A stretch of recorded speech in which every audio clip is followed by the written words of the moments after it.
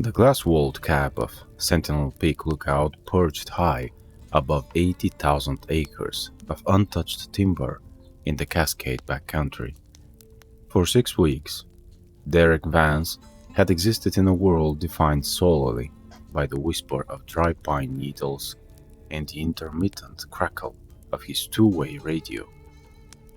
The Forest Service manual called it routine fire surveillance, but locals down in the valley called the ridge something far less formal. They called it the Dead Pocket, a stretch of old-growth wilderness where timber crews refused to work alone, and 6 hikers had vanished without a trace over the last 4 decades. Derek had dismissed those regional legends as standard campfire melodrama when he accepted the seasonal contract. He needed the solitary isolation to clear his mind after a brutal divorce, and the $600 weekly stipend was enough to keep his land debts at bay. Yet, as the autumn fog rolled down the granite peaks like spilled milk, that easy skepticism began to rot from the inside out. It started on a Tuesday night, with the complete and natural death of the ambient forest noise. In the deep backcountry, night is never truly silent. It is usually a texturized tapestry of chirping crickets, screech owls, and the constant creak of swaying Douglas firs. When that background symphony abruptly cut to absolute zero, Derek's hand instinctively drifted toward the heavy steel body of his maglite flashlight. Seconds later, a heavy, resonant impact echoed through the valley floor beneath his tower, a single, unmistakable wood knock that sounded like a telephone pole striking solid oak. Derek leaned against the catwalk railing, peering down into the murky moonlight canopy that swallowed like structural pilings below. No black bear produced a sound that deliberate, nor did any rogue bull elk strike seasoned timber with such calculated rhythmic force. 3 seconds passed before an answering crack sounded from the eastern ridge, a full 2 miles away across the dark canyon. Whatever was moving down in the shadows was not merely hunting for food, it was communicating, coordinating, and establishing a territorial perimeter around his isolated perch. Over the next 48 hours, the unseen visitor made no overt aggressive movements toward the elevated glass cab, choosing instead to execute a campaign of pure psychological siege. Derek would catch fleeting glimpses of movement at the far tree line, not a shifting shadow but a massive, broad-shouldered silhouette that seemed to absorb the dim starlight. It moved with an impossible fluid speed despite its immense, towering bulk, covering dozens of yards of steep, brush-choked terrain without snapping a single dry twig underfoot. Every time Derek aimed his high-powered binoculars toward a specific cluster of cedar branches, the phantom was already gone, leaving only the rhythmic swaying of needle-heavy bows. On Thursday morning, Derek finally descended the 40 feet of steep wooden stairs to inspect his ground perimeter and collect his daily meteorological readings. Near the base of the wooden timber legs, the damp forest soil had been churned up, revealing deep, broad depressions that defied any standard zoological classification. The prints were easily 18 inches from heel to toe, wide enough to span both of Derek's hands, and driven inches deep into the packed earth with immense physical weight. Coated over the crushed ferns inside the deepest track was a sickening, oily musk that smelled of wet copper, stagnant swamp water, and ancient rot. As Derek knelt near the edge of the print to take a photograph, a fist-sized river rock shattered the morning silence, whistling past his left ear and pulverizing against the wooden staircase riser inches from his head. He scrambled backward, his heart hammering against his ribs like a trapped bird as he frantically scanned the dense evergreen thicket 80 yards out. Nothing moved in the underbrush, but he felt the distinct, physical weight of a cold, highly intelligent gaze fixed directly onto his throat. This was not the random defensive display of an animal, it was the patient, methodical evaluation of a cunning apex predator that knew Derek had nowhere left to run. That night, a severe autumn storm finally broke over Blackwood Ridge, bringing heavy, driving rain that lashed against the glass windows and rattled the aluminum roof frame. Through the rain-streaked panes, Derek watched in horror as the heavy metal housing for his emergency solar battery at ground level was ripped cleanly from its steel mount with a deafening screech. The cabin lights flickered once, plunged into complete darkness, and left Derek standing alone in the pitch-black tower with only his battery-powered handheld radio for company. Through the howling gale, a deep, guttural vocalization rose from the base of the wooden tower, a low, rhythmic chuffing sound that signaled the patient observation was over, and the stalk had officially begun. The loss of power plunged the interior of the cab into an icy, suffocating dark, broken only by the sporadic flashes of lightning that illuminated the rain-slicked glass. Derek retreated to the center of the small room, his hand trembling as he reached for the emergency battery-powered lantern on his desk. The warm LED glow threw long, grotesque shadows across the framed topographic maps, but it did little to ease the cold knot tightening in his chest. Outside, the gale continued to roar, yet beneath the wind's voice, a steady, deliberate series of vibrations hummed up through the heavy wooden legs supporting the tower cab. Whatever was down there had begun to test the structural integrity of his sanctuary, placing immense weight against the cross-bracing in slow, rhythmic pulses. Derek grabbed the handheld VHF radio, thumped the push-to-talk button and spoke into the static with a tight, controlled voice. "District Ranger Station, this is Sentinel Lookout Vance. Over."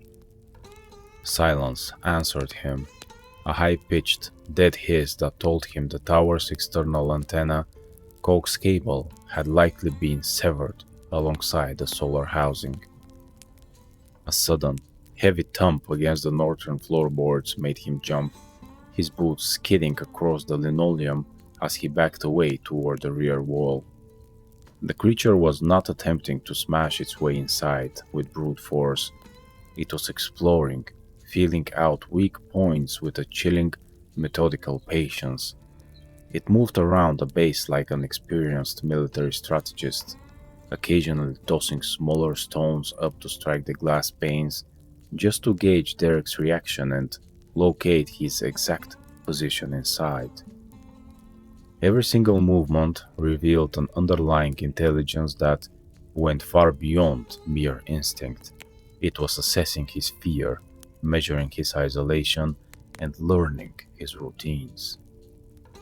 As the storm reached its peak around 2 in the morning, the rain eased into a steady, freezing drizzle that hung in the night air like fine mist. Derek stood motionless near the map table, holding his breath, listening as the creature slowly ascended the lower flight of wooden exterior stairs. Each step groaned under a heavy, massive burden, the wet timber creaking with a slow, measured cadence that matched the heavy rhythm of a man's stride. It paused at the midway landing, just 20 feet below the glass cab, and let out a soft, low inhalation that Derek could hear clearly through the floorboards. The stench drifted upward next, a thick, suffocating cloud of sulfur, wet fur, and iron-rich decay that filled the tight quarters and made Derek's stomach heave. Through the lower glass panel, illuminated by a fleeting flash of distant lightning, Derek saw the top of a massive conical head rise above the stair landing. It was covered in coarse, matted dark hair, save for the leathery, slate-gray skin around its wide, human-like face and heavy, pronounced brow ridge. Its eyes were not wild or feral, they were deep-set, intelligent, and amber, reflecting the lantern light with an eerie calculating calm as they fixed squarely on Derek. For a minute that felt like an eternity, man and cryptid remained locked in a silent staring contest across 20 feet of night air. There was no aggressive chest beating, no deafening roar, only an intense, cold curiosity that chilled Derek to his very bone marrow. The creature slowly raised a massive 5-fingered hand, leathery, flat-nailed and scarred, and placed its palm flat against the exterior window frame, testing the strength of the tempered glass. The wooden frame groaned under the light pressure, warning Derek that a single focused punch would shatter his only barrier and leave him completely exposed. Realizing that passive waiting meant certain capture or death, Derek reached down and seized the air horn sitting on the meteorological desk. He aimed it directly at the window frame and depressed the plastic button, blasting a piercing high-decibel shrill through the dark glass. The sudden, unnatural sound startled the creature, forcing it to flinch backward and lower its massive head with a sharp, throaty growl. It took 3 rapid steps down the stairs, but instead of fleeing into the forest, it paused at the tree line, turning its amber eyes back toward the tower with renewed, vengeful focus. The air horn had bought him a reprieve, but Derek knew with sickening clarity that it was only a brief, tactical delay. The creature had retreated into the black wall of timber surrounding the clearing, but the heavy, sulphurous odor remained trapped in the damp mountain air around the tower. Standing in the pitch-black cab, watching the tree line through his cracked flashlight lens, Derek realized that the beast was not running away. It was merely adjusting its strategy. It was waiting for dawn, or perhaps for his batteries to die, knowing time was entirely on its side in this remote, forgotten pocket of the Cascades. With the radio line dead and his solar power severed, staying in the elevated glass box was a death sentence once darkness returned tomorrow night. His only option was to make a break for the old forestry service access road 6 miles down the ridge, where an abandoned logging shelter housed a backup generator and an old hand-cranked radio unit. He spent the remainder of the pre-dawn hours packing his canvas rucksack with essential gear: a map, a compass, his hunting knife, a flare gun with 3 red magnesium shells, and 2 heavy rolls of industrial rolled flares. Every movement was deliberate, quiet, and shadowed by the constant terrifying knowledge that amber eyes were watching his silhouette against the lantern light. As the first pale rays of grey morning light filtered through the heavy canopy, Derek carefully unlocked the trapdoor and stepped onto the rain-slicked catwalk. The forest below was entirely dead of life. No birds called from the fir branches, and no squirrels moved through the thick, damp duff covering the floor. Descending the 40 feet of wooden stairs felt like crawling down into the open maw of a waiting trap, every step creaking like a gunshot in the morning chill.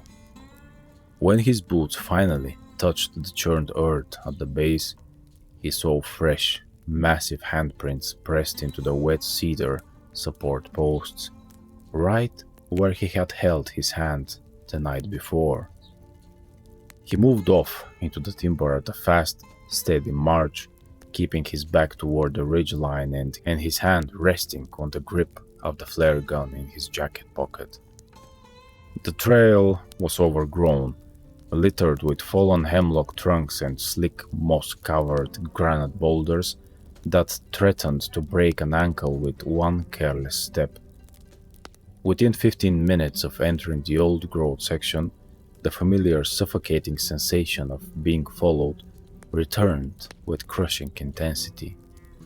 It was not behind him on the main path, but parallel to him, moving effortlessly through the dense brush 50 yards to his left, matching his pace, step for step.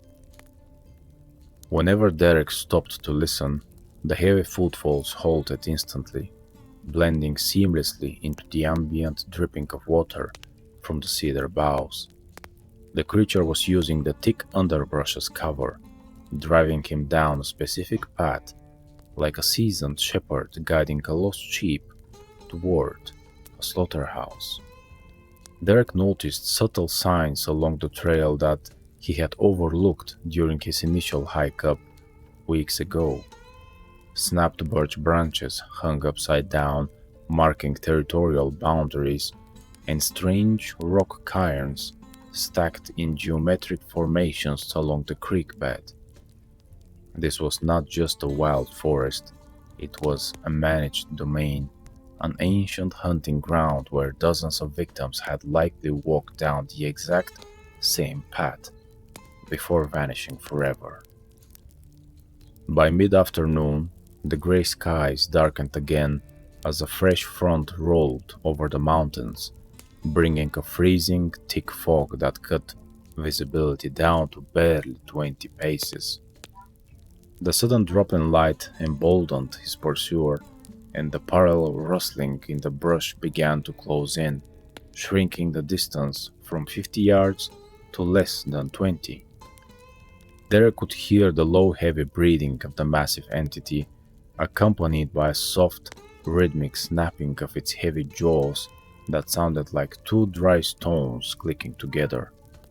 Realizing the creature was setting up its final strike before he could reach the safety of the logging shelter, Derek's hand tightened around the plastic grip of the flare gun in his pocket.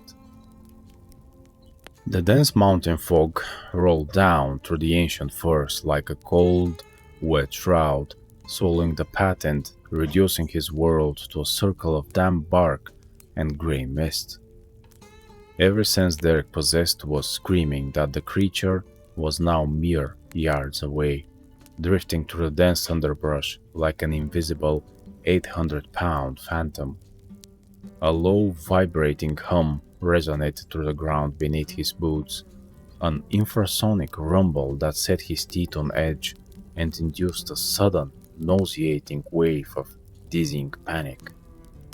It was an evolutionary hunting weapon designed to paralyze prey, and for 3 agonizing seconds, Derek felt his knees buckle as his muscles locked up in complete terror. Shaking his head frantically to break the hypnotic trance, he reached into his canvas bag, pulled out an industrial magnesium-rolled flare, and struck the cap across the rough friction strip. A harsh, dazzling red light burst into existence with a loud, sputtering hiss, casting long crimson shadows across the mossy tree trunks and burning through the freezing mist. A sharp, angry hiss echoed from the shadow of a giant fallen red cedar just 15 feet away as the creature recoiled from the sudden blinding glare. Through the red smoke, Derek saw its towering form. Its massive shoulders spanned easily 4 feet across, and its amber eyes narrowed into furious slits against the intense magnesium chemical flame. Seizing the brief window of hesitation, Derek raised his flare gun with a trembling hand, aimed squarely at the dry needle-laden hollow of the massive cedar log beneath them, and pulled the trigger. The high-velocity magnesium shell struck the sap-rich, weathered wood with a sharp crack, instantly igniting a white-hot, roaring flame that flared violently across the forest floor. The creature let out a shocked, deafening roar, a booming, chest-throbbing vocalization that shook the pine needles from the upper canopy and echoed across the entire valley. Fire was the one force in the ancient woods that the beast could neither predict nor control, and the sudden wall of blinding heat and crackling light sent it bounding backward into the safety of the dark brush. Derek didn't watch it retreat. He turned and sprinted down the remaining slope with every ounce of strength left in his exhausted legs. He leapt over mossy roots and slid down steep embankments of loose gravel, driven by the pure, primal urge to put distance between himself and the roaring inferno behind him. Within 10 minutes of reckless downhill running, the rusted metal roof of the abandoned forestry logging shelter materialized through the thinning fog ahead. He burst through the heavy wooden door, threw his full weight against it, and slammed the heavy iron deadbolt home just as a heavy impact rattled the outer timber wall. Safe inside the reinforced shelter, Derek scrambled across the concrete floor to the vintage, hand-cranked emergency radio unit mounted on the workbench. He grabbed the cast iron crank, spun it furiously to charge the internal capacitor, and threw the heavy knife switch over to the emergency distress channel. "Mayday, Mayday, this is Sentinel Vance at mile marker 9, he shouted into the backlight microphone, his voice raw and cracking. "I am trapped in the lower logging shelter. Structural emergency. Sent immediate transport." A sharp crackle of static filled the room, followed by the clear, calm voice of a helicopter pilot confirming his coordinates and announcing an emergency pickup within 20 minutes. Outside, another heavy thump struck the reinforced door frame, making the thick iron hinges groan, but the creature did not attempt to break through the solid oak barriers. Through the small barred window in the door, Derek watched as the flashing red lights of the approaching search and rescue chopper swept across the canopy above. The deafening roar of the helicopter's rotor blades and the piercing beam of its high-powered searchlight flooded the clearing with bright white light, driving the forest darkness away. Near the tree line, a single massive shadow paused at the edge of the light, turning its heavy, conical head back toward the shelter one last time. With a slow, deliberate movement, the ancient creature melted backward into the deep shadows of Blackwood Ridge, vanishing into the wilderness as if it had never existed at all.